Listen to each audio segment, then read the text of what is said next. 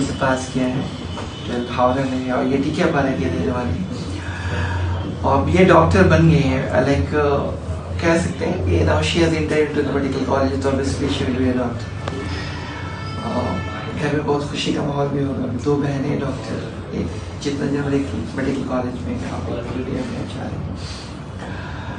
पहले दिन देखा था जब, तो मुझे लगा था कि इंशाल्लाह बनेंगे। दैट्स वन जो हम लोग देख लेते हैं कुछ बच्चों में, वो चीज़ें होती हैं। तो लाइक फॉर सपोर्ट देना, अब रात में मैसेज आते थे सर ये वाला डाउट्स, तो मैं सॉल्व करके भेज देता था, या फिर कुछ चीज़ें जो है भेज देता था। तो लास्ट तक मुझे ये लग रहा था कि यू विल गेट समवेयर।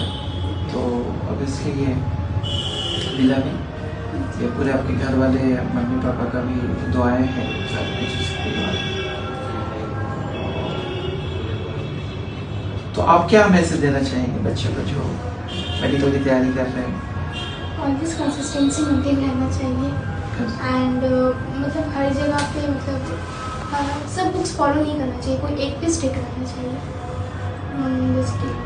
एक प्रॉपर बुक जो पूरा कंप्लीट करे, एक पे ही रहना चाहिए, स्टक हो उसी पे, उस डाउट्स फाइल एक हो, उसमें डाउट्स लिखे, फिर अपने टीचर या किसी सीनियर से पूछे, फिर उसके सॉल्यूशन मोड में जाए, और क्वेश्चंस करना चाहिए कि नहीं? बहुत ज़्यादा ज़रूरी है। क्वेश्चंस बहुत ज़्यादा, 200-300 क्वेश्चन अगर डेली लगाते हैं तो वो आसान हो जाती है। वो बोलते हैं 4 आंसर्स होते हैं, एक होता है आइज आंसर होते हैं, यानी क्वेश्चन देखते हैं तो आंसर्स आते हैं। दूसरा होता है लाइक टंग आंसर बोलते हैं, पढ़ते हैं तो फिर वो आंसर्स आते हैं। तीसरा आंसर्स होता है वो ब्रेन आंसर्स कहते हैं, थोड़ा सोचते हैं ये अच्छा ये होगा। और फिर अगर ये 3 टेक्निक काम नहीं करता हो, eyes answers, tongue answers and brain answers, तो बेहतर है कि मैं तो कहता हूँ फिर आप छोड़ दो उस क्वेश्चन।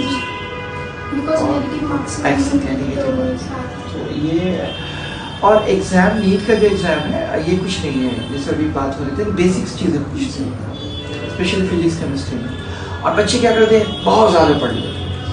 तो आई डोंट थिंक कि उतने पढ़ने की जरूरत है, एक चीज़ को बार बार पढ़ेंगे, बेसिक्स उनका क्लियर हो, एंड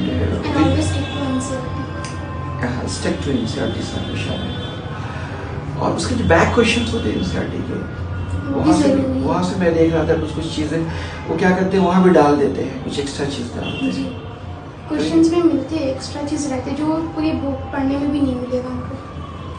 और मुझे लगता है ना वहाँ से मैचिंग क्वेश्चंस भी देते हैं, वो मैच वहाँ से कुछ क्वेश्चंस को मैच लाइक वहाँ से बनाते हैं, उसके लाइन से मैचिंग क्वेश्चन और स्टेटमेंट टाइप का क्वेश्चंस वहाँ से बनाते हैं।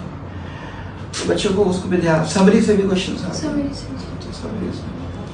क्योंकि एनसीईआरटी की एक जो फितरत है ना, जो वो ये कहते हैं कि मैं कहीं एक जगह लिख दूंगा किसी चीज़ को, वो बार बार रिपीट नहीं करते हैं, आइदर उस समरी में करेंगे या फिर बैक क्वेश्चन में करेंगे या मेन कंटेंट में करेंगे, या फिर इंटरलिंक करेंगे दो सब्जेक्ट में। हाँ, या फिर इंटरलिंक करके फिर रेफरेंस दे देते हैं कि आप वहाँ जाके देखो ये चीज़ हमने वहाँ पे बताया है। तो जो एग्जामिनी है, जो एस्पिरेंट है, नीट एस्पिरेंट्स हैं, उनको और क्या चीज़ों का ध्यान रखना चाहिए अपार्ट फ्रॉम लाइक स्टडीज? आजकल बच्चों में काम रहना बहुत ज़्यादा ज़रूरी है, हाइपर नहीं होना चाहिए, एंजाइटी नहीं हो, रिलैक्स रहे। एंजाइटी कंट्रोल करना बहुत ज़्यादा ज़रूरी है। अगर हम जैसे कि अभी नॉर्मल टेस्ट सीरीज भी देते हैं, ये मेरे साथ हुआ था इस बार एग्जाम में, और टाइम जाता है तो हाइपर होने की वजह से जो क्वेश्चन आते हैं वो भी क्वेश्चन रीड करते रह जाएंगे, 1-2 बार भी रीड करेंगे बट आंसर स्टेक नहीं होगा, आंसर अपन नहीं दे पाएंगे। इसलिए एंजाइटी कंट्रोल करना बहुत ज़्यादा जरूरी है, and with in a second control करना बहुत ज़्यादा जरूरी है। इंस्टेंटली आपको उसको कंट्रोल करना है काम। मेरा इस बार हुआ था तो हम विद इन अ सेकेंड बहुत जल्दी खुद को रिकवर किए।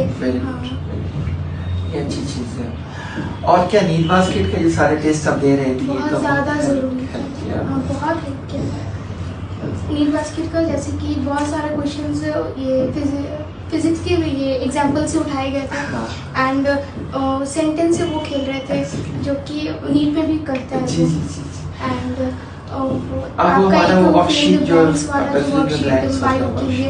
बहुत ज़्यादा हेल्पफुल है। अभी हमने एक और नई चीज़ ऐड कर दी, उसमें टर्मिनोलॉजी करनी है, लाइक सर्कुलेशन है ना, तो वहाँ से 100 टर्मिनोलॉजी डाल दिया ताकि बच्चे लिख के लेकर लॉज है, सारे चैप्टर्स तो मेरा बायो के लिए वो बहुत ज़्यादा हेल्पफुल था। वो भी हम एंड मौके पे किए थे ताकि वो अभी हमने कुछ और चीज़ें किया है, डायग्राम में सारी चीज़ें इकट्ठा किया है, डायग्राम लेवलिंग के थे, एज वर्कशीट दे रहा हूँ कि आप उसको लेवल करो घर में जाकर, उस वाली वर्कशीट भी था। क्योंकि ना विजुअलाइजेशन टेक्निक बहुत ज़रूरी है एंड जो एक्टिव रिकॉल करे वो ज़्यादा अच्छा। बेसिकली। और आप जैसे वो क्या होता है ना, आप जब डायग्राम आते हैं ना तो आपके जहन में वो शुरू हो जाती है चीज़ें कि ये क्या हो सकता है, तो यू स्टार्ट वर्किंग और वो ब्रेन जो है अपना पैटर्न तलाश करना शुरू कर देता है कि भाई वो कौन सा पैटर्न इसमें कहाँ पे आएगा। क्योंकि देखिए ये जो प्रिपरेशन है ये एक पैटर्न होता है, आप अगर अपने एक पैटर्न को पकड़ लिया और उस हिसाब से अगर चलते हैं तो वो बहुत जाते हैं। स्मूथ रहेगा। और बच्चे को जो मुझे लगता है ना, अक्सर जो बच्चों को मैं देखता हूँ, जितना अभी इस बार में हमारे बहुत सारे बच्चे का 550 आया है, 580 आया है, 590 आया है, तो उन बच्चों को के लिए आप स्पेशली क्या कहेंगे? मैं तो उन्हें हमेशा कहता हूँ आप नया चीज़ ना पढ़ें, जिससे आपने 590 लाया है ना, फिर उसी को आप पढ़ें, तो फिर वो वही बूस्ट कर देगा आपको। मेरा लास्ट टाइम 569 था।